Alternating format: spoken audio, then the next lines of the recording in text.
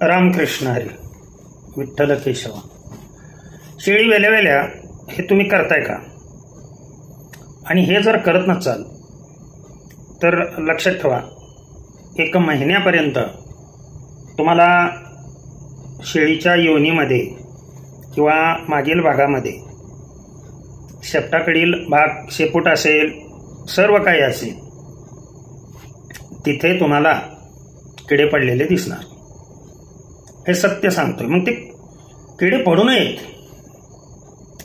तो भाग स्वच्छ व्हावा किंवा पिल्लांच्या शेपटीलाही किडे पडू नयेत म्हणून शेळी वेल्या वेल्या पहिलं काम काय करावं पिल्लासाठी आणि शेळीसाठी ते मी सांगतोय, लक्ष देऊन ऐका. तर शेळी वेल्यानंतर लक्षात ठेवा काय करायचं, दूध कसं पाजायचं, काय करायचं ते दुसऱ्या व्हिडिओमध्ये सांगितलेलं आहे. आता शेळीची त्या पिल्लाची कोणती काळजी घेणं आवश्यक आहे की जेणेकरून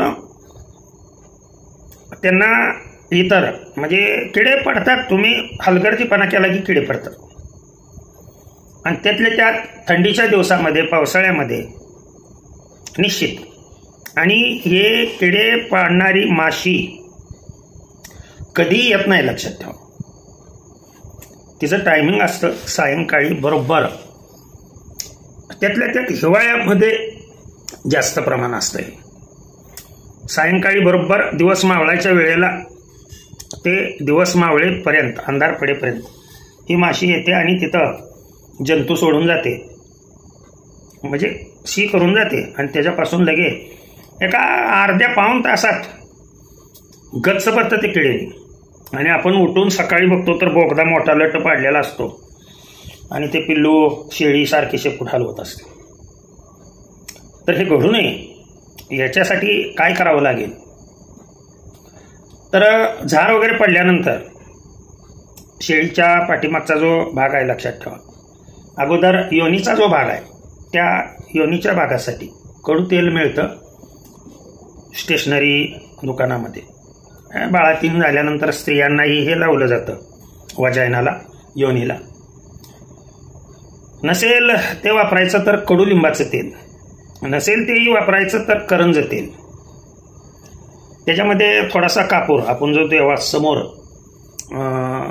जाळतो तो कापूर, कडुलिंबाचं तेल, त्याच्यामध्ये एक कापराच्या 2-4 वड्या एकत्रित करून ते चांगलं असं घुसळायचं आणि ते त्या योनीच्या मार्गावरती पूर्णपणे, योनीच्या मार्गावरती पूर्णपणे त्या शेपटाला. आता शेपटाला लावण्यासाठी गोड तेल वापरलं तरी सुद्धा चालू शकेल, खोबरेल तेल वापरलं तरी सुद्धा चालू शकेल. का वापरायचं आहे ते मी सांगतोय. हे मोठ्या जनावरांसाठी सुद्धा ही काळजी घ्यायची आहे, लक्षात ठेवा. कारण शेळी वेल्यानंतर किंवा जनावर वेल्यानंतर मेंढीच्या बाबतीत जरा म्हणजे नाही केलं तरी चालतं, केलं तर अतिशय चांगलं. मेंढी कसं आहे, घाण लगेच त्याच दिवशी झार पडतानाच पडत असते, तिची घाण कमी पडते. परंतु शेळीची जी घाण आहे ती 4-5 दिवस, गाईची, म्हैशीची. हे जे सांगितलेलं ट्रीटमेंट मोठ्या जनावरांसाठी सुद्धा तुम्ही करा. त्या पूर्ण शेपटाला लक्षात ठेवा, खालच्या बाजूनी आणि वरच्या बाजूनी तेल लावायचं. सकाळ सायंकाळ तेल लावायचं. तेल लावल्यामुळं काय होईल ते सांगतो मी तुम्हाला. जी ती घाण त्या ह्याला चिटकून बसणार आहे ती चिटकून बसणार नाही. आणि त्या घाणीवरती लक्ष द्यायचं. आणि जरी चिटकून बसली तर तेल लावल्यामुळं तेलाला ती घाण चिटकून राहत नाही. फिरता फिरता तिनं सहज शेपूट हलवला तरी ते पडून जातं. परंतु तुम्ही जर तेल नाही लावलं, लक्षात ठेवा, नॅचरली त्याच्यामधून, त्वचेमधून तेल बाहेर पडतच असतं, परंतु त्याचं प्रमाण कमी होतं. त्याच्यामुळे माशी बरोबर घाण दिसली की तिथे येऊन हसाडी घालते आणि त्याच्यामध्ये किडे निर्माण होतात. मग हे घडू नये त्याच्यासाठी मोठ्या जनावरांच्याही शेपटीवरती, तेवढ्याच भागाला, योनीच्या तिथल्या तो पूर्ण पार्ट आहे. आणि ह्याचं शेपूट तर काय एवढंच असतं शेळीचं. अहो येल्यानंतर तुम्हाला सांगतो काय काय शेळी पालक इतके बेशिस्तीप्रमाणे उगं 200 आणि 300 शेळ्या पाळू नका, कंट्रोलमध्येच पाळा, मात्र ते व्यवस्थित शॉर्ट बट स्वीट असल्या पाहिजे. अस्वच्छता नको आहे थोडीसुद्धा. ती तशीच घाण चिटकून बसलेली असतो. आलं का लक्षात? आणि मग पुन्हा शेपटाला सर हे झालं, शेपटाला हे झाले. अहो ते न होण्यासाठी तर हे मी सांगायला लागलो. कापूर कशासाठी? त्या कापराच्या वासाने, कडुलिंबाच्या तेलाच्या वासाने किंवा करंज तेलाच्या वासाने ती माशी तिथं बसत नाही. आणि स्प्रे मिळतो एक टॉपी केअर म्हणून, तो अगदी आवर्जून सकाळी, प्रमाण कमी असतं सकाळी, परंतु सायंकाळच्या वेळेला आणि त्यातल्या त्यात आभाळ आल्यानंतर प्रमाण जास्त. आभाळ जर आलं मध्ये आधी तर हे प्रमाण जास्त होतं, लक्षात ठेवा. ते टॉपी केअर सकाळ सायंकाळ शेपूट असावर उचलून, कुठं काय पांढरी संडास असते त्या माशीनं केलेली, ती आहे का बघायचं, ती खरडून काढायची लगेच दिसून आली तरी सुद्धा.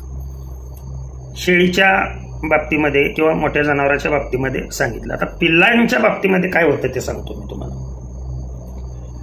पिल्लांना सुद्धा संडास जी केलेली असते त्यांनी, ती अतिशय चिकट संडास असते आणि ती संडास त्यांच्या गुदद्वारापासून खाली निष्ठतच नाही. मग ती संडास काय होती, तुम्ही पिल्लं कोंडून ठेवली. एक महत्वाची गोष्ट आहे याच्यामध्ये ही लक्षात ठेवा, त्याच्यामुळे सगळे व्हिडिओ बघत जावा म्हणून सांगतो. एक म्हणजे पिल्लू, जन्मलेलं पिल्लू लक्षात ठेवा, हे कोंडून कधीच ठेवायचं नाही. म्हणजे त्या झापाखाली किंवा डालग्याखाली असे कोंडून कधीच ठेवायचे नाही. त्याच्यासाठी छोटीशी जाळी असावी. आता मी पाठीमागे चॅनलवरती दाखवलेले, त्या जाळीमध्ये ती पिल्लं असावी की जेणेकरून चोहो बाजूने त्याच्यावरती फार तर हे टाका, आपलं बारदाना टाका त्याच्यावरती. आलं का लक्षात? त्याच्यामधनं व्हेंटिलेशन राहतं. थंडीच्या दिवसामध्ये सांगतोय, इतर वेळेला टाकायची काय आवश्यकता नाही. आणि ती तशीच घाण चिटकून राहते त्या शेपटाला, आणि ती तशीच घाण त्या शेपटाला चिटकून राहिल्यामुळे परिणाम काय होतो त्याच्यामध्ये माशी बरोबर ते, कारण ती काय सारखं शेपूट हलवत. पिल्लू बसलेलं असलं की ते बरोबर माशी जाऊन तिथे करतील, किडे पडतात. ती का वरडते ती पिल्लू लक्षातच येत नाही. अगदी ते आत लगेच बाहेर तुम्हाला किडे दिसत नाही. ज्या वेळेला शेपूट उघडून बघतात त्यावेळेला बचबच बचबच बच आत गोल पाडलेला दिसतो तुम्हाला. मग ते कसे काढायचे, काय करायचे याचे बी व्हिडिओ मी अपलोड केलेले.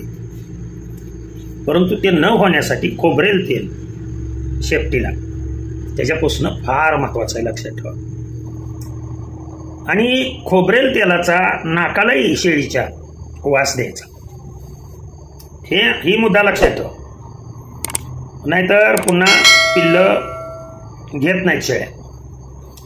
पिल्लं जर शेळ्या घेत नसतील तर काय उपाययोजना करायची ते मी पुढच्या व्हिडिओमध्ये कधीतरी सांगेन. परंतु ही उपाययोजना तुम्ही शेळी वेल्या एक 2-3 दिवस अगदी काळजी न करायची की जेणेकरून, आणि त्याचा परिणाम काय होतो की योनीचा पूर्ण भाग आहे तो या पदार्थामुळं कॉन्ट्रॅक्शन होऊन, लक्षात ठेवा, रिकवर होते लगेच शेळी. पुन्हा लगे 21-22 दिवसांनी, महिन्याच्या आत तर माझ्यावर येते. ही खरं गणित आहे, परंतु हे कोणाच्याच लक्षात येईना. उगं1000 व्हिडिओ बघायचं म्हणजे